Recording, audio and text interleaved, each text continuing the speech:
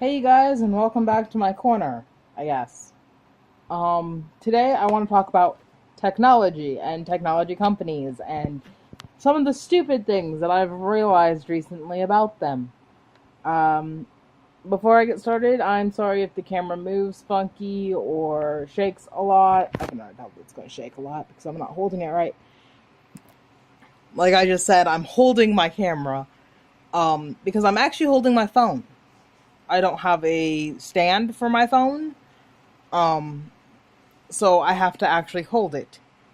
Uh, I guess I should. I guess that kind of leads into my first issue. I have a tablet that I've been using, as you guys know. Uh, and I've been using it for a few months. Actually, I think I've been using it for about a year since I don't record that often. Um, I hit a button. Okay, I've I've been using it for quite a while, and all of a sudden, it's decided I don't have the room to make a video. Even though I do have the room to make a video because I always clear my videos after I post them. I post them to YouTube and I email them to myself and then I delete them from the device I was using. Mainly so I have room so I can continue to do this because I don't have anything that has a lot of memory space and I don't use a basic camera. I refuse to use a basic camera because they're too bulky, and if you watch some of my early videos, you'll see it was a flip camera. Headache. It was a headache to use. I loved it, but it was one of those cameras that you have to plug into a computer, and I could not get extra space on it. Like, I deleted every video except for maybe two off of it, and it did not give me back the same amount of space that I had. And I know it's just one of those things about old technology, but I I don't want to deal with another camera. They're too bulky, they're too obnoxious. I can't do it. And I don't normally like to put things onto a tripod because I don't like having to adjust the tripod to the right height from a distance. Like, you'd have to set it up and then move and go check it. I don't know how YouTubers do it. Because every time you set it up, you'd have to go back and check it. Um, but yeah, the fact that my tablet is being stupid is definitely number one on my things that I'm really frustrated about with technology right now. The second thing actually has to do with the companies. Well, no, hold up. The second thing actually has to do with my phone 2 seconds ago because it decided it didn't want to record. And I actually had to restart the recording. Ugh. My phone's just a pain. It decided it wanted to pause this recording, and then it actually cut me off last time I tried to record this. Okay, now into the things that were already scheduled for me to talk about, which are the company. My company, at least, the company I get my internet through. As much as I love their internet speeds, I hate their router. I have dropped my broadband every day in the last 2 weeks. It has dropped for at least 10 minutes every day the last 2 weeks. And it doesn't reach to my room anymore. Yeah. All of a sudden, I can't get internet in my bedroom. I have to use the data off my phone. It's so frustrating. But my issue with them is actually that when they drop stuff like my broadband, my computer goes to a screen that tells you what's been dropped, what isn't running right, what isn't working, what needs to be changed. It will tell you, which is amazing. I love it. But you can't hit the back button to get back to the site you were on. If it removes you from a site, your back button doesn't work. So it'll tell you if you go to like change sites or go to change where you are on the site. So if I'm on like Facebook and I go to switch over to Twitter, it's not going to make the switch, realistically. But it will make the switch enough to tell me, like, enough to bring up the white screen and tell me it's not going to load. And then it quickly jumps over to the site of my company, of the internet company, which, great, that's amazing. But when I hit the back button to go back to Twitter, it doesn't.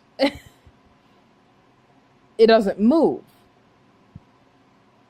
It'll reload the screen I'm on instead of going back to the last one. And normally when this problem occurs on my computers, it's something buggy with my computer. I know my computer's a little buggy, but it also happens on my mom's computer, which isn't. But when I can't go back on my computer, on this lovely piece of crap right here, when I can't go back on that, it's usually because for some weird reason it's put it in like 4 or 5 times in the back. So you just click to drop down the back and go to where you want to go. That's not the case when your internet company takes you to their site. Whatever you last visited does not exist anymore. It's no longer on your computer as a thing you tried to visit. You have to retype it in and resend it to it. And I know that probably doesn't sound like a problem, because it's really not. It's a petty thing to be upset about, especially when I love my internet so much. It's really petty that I'm upset about that, but it bothers me because I feel like there could have been a way to make it so it didn't do that. Or a way to where it at least didn't get your hopes up if you hit the drop down thing. Because when I hit the drop down for the back, it says my site. It says what site I wanted to go to. But I can't go to it because it doesn't exist. I never looked for it, apparently. Like, if it just didn't get my hopes up, I'd probably be fine with it, but it does. Thing number 3? Oh no, I lost count. Anyway, the next thing I want to talk about is actually apps. So back to talking about my lovely phone. I don't know if you guys have noticed, but some apps now have subscriptions that are mandatory, but they're not labeled. There are apps that I don't know how to say this. They are free. They're free apps. And you get them at the App Store or whatever the iPhone thing is. I don't know. But you get it in your App Store or whatever.